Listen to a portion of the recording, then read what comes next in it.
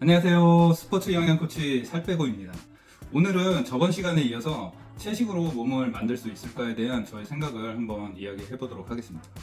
그런데 이야기에 앞서 제가 이번에 흑자일스님의 영상에서 다루어진 주제에 대해서 악의적인 그런 비판을 하는 것이 아니라 그 주제에 대한 저의 생각을 이야기하는 거라 이해하셨으면 좋겠습니다.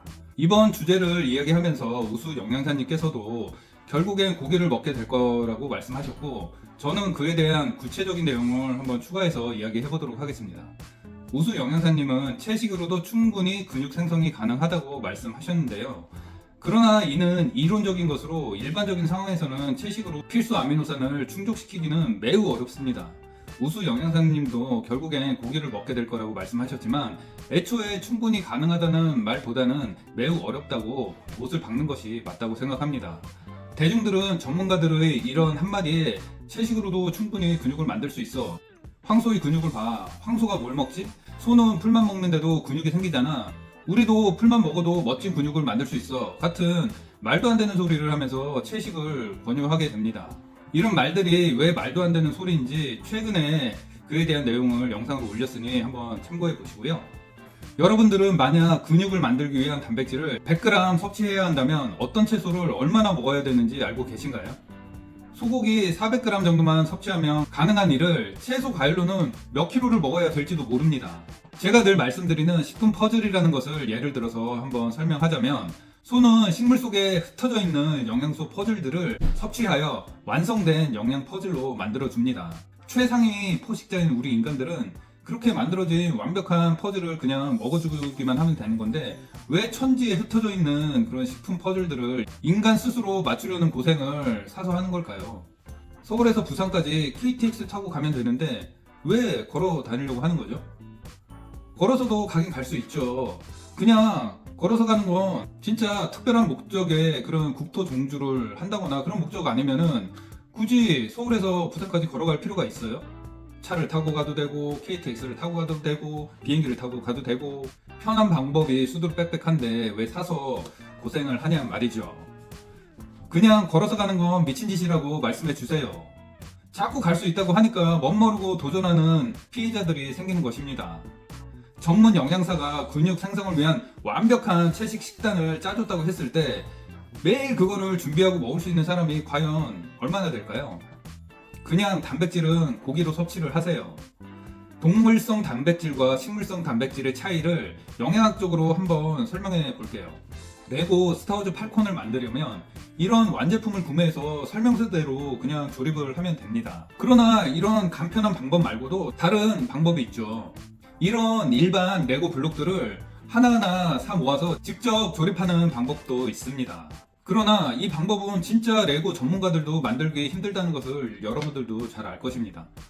그런데 또 다른 문제가 있는데요. 완제품 같은 경우는 만들고 나면 쓰레기가 거의 안 나오는데, 일반 부품으로 이렇게 직접 조립을 하게 되면 조립 후 남는 블록들이 엄청 많이 나오게 되는 것입니다. 단백질도 마찬가지예요. 근육을 만들기 위해서는 인간의 근육과 가장 근접한 형태인 적색육을 먹어주는 것이 가장 효과적입니다.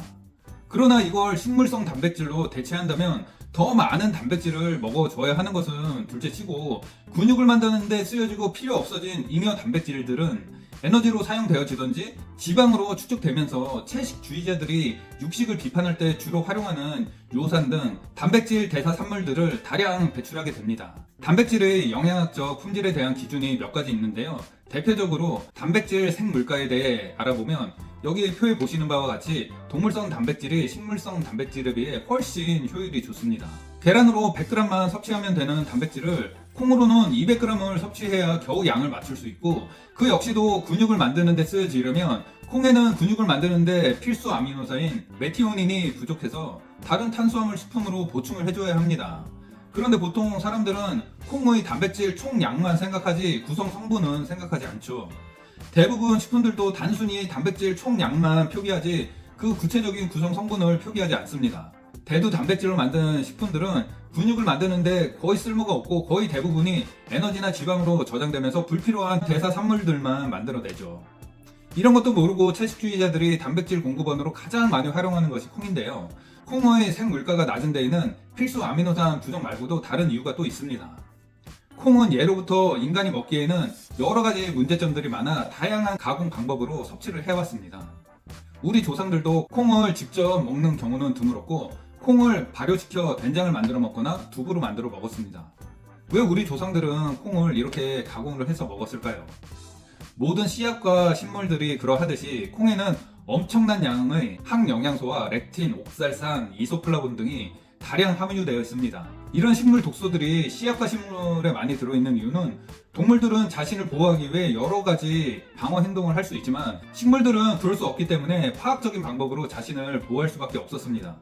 특히 씨앗은 번식을 위해서는 꼭 지켜야 하는 자기 자식과도 같은 존재였기에 각종 독소들로 무장을 시켜서 동물들에게 먹혔을 때 기본적으로 소화를 방해하고 피트산 등이 여러 영양소 흡수를 방해하고 렉틴이 장 점막을 공격해서 장 누수를 일으켜 전신에 염증을 유발시키고 옥살산염과 이소플라본 등은 체내로 흡수돼서 신장 결석과 전신 염증 등을 유발시키고 호르몬을 교란하게 됩니다. 이런 성분들은 아무리 익혀도 잘 제거가 안 되기 때문에 발효를 통해 미생물들이 이를 분해하게 해서 만들어 먹었던 것입니다. 그리고 적색육을 단순히 단백질 공급원으로만 알고 계신데 근육을 생성하기 위해서는 필수 아미노산 이외에도 여러 가지 비타민과 미네랄이 많이 필요합니다. 이 표는 대표적인 슈퍼푸드로 알려져 있는 브로콜리, 케일, 당근과 소고기, 소간, 계란의 미량 영양소 함량을 한번 비교해 본 표인데요. 보시는 바와 같이 육류에는 채소에 비해 더 풍부한 비타민과 미네랄을 함유하고 있습니다. 그리고 비타민 B12와 비타민 D, 표에는 없지만 비타민 K2와 햄철 등은 오직 동물성 식품으로만 섭취가 가능합니다. 그렇기 때문에 육식으로는 생존이 가능하지만 채식만으로는 생존이 불가한 것입니다. 제가 오늘 말씀드리고자 하는 것은 채식을 하지 말라는 것이 아닙니다. 비타민C를 섭취하기 위해 소 간을 너무 많이 섭취하게 되면 오히려 비타민 A 중독에 빠질 수가 있습니다. 비타민C는 야채나 과일을 통해 섭취하는 것이 훨씬 효율적입니다. 그렇듯이 단백질은 육식을 통해 섭취하는 것이 가장 효율적인 것이죠. 채식주의자들은 육식을 악마화하여 육식을 멀리하게 하고 채식으로만 모든 것을 해결하려 합니다. 저는 이런 육식의 악마화를 지적하는 것입니다. 거짓된 정보로 육식을 악마화해서 사람들에게 채식을 강요하는 그런 일은 없어야 한다고 생각합니다. 그러나 현실은 유튜브를 보시면 아시겠지만 대부분의 전문가들이 건강을 위해 육식을 멀리하라 하죠. 과학기술이 발전하고 고도의 정보화 사회가 됨에 따라 향후 10년 안에 미국의 식이 지침에서 콜레스테롤 상한 섭취 제한이 풀렸듯이 적색육에 대한 이군 발암물질 지정도 풀릴 거라 생각합니다. 오늘 이야기는 여기까지이고요. 다음에는 세 번째 주제인 기름의 폐해에 대해 이야기해보도록 하겠습니다.